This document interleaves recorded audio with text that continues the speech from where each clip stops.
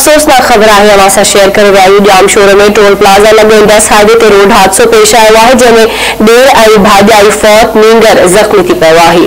अफसोसनाक खबर हमारे साथ शेयर कयूं पिया। जाम शोर में टोल प्लाजा लगे इंडस हाईवे ते रोड हादसो पेश आयो है।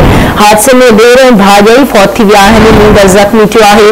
फौतुनि जा लाश लम्स अस्पताल जाम शोर मुंतकिल कया विया आहिनि। एक बुरो ॿीहर अवां खे आगाह कयूं पिया। अफसोसनाक खबर है जाम शोर में टोल प्लाजा लगे इंडस हाईवे ते रोड हादसो पेश आयो है जंहिंमें देर ऐं भाॼी आई फौत थी विया आहिनि, हिकु नींगर जख्मी थियो आहे। फौतुनि जा लाश लम्स अस्पताल जाम शोर मुंतकिल कया विया आहिनि।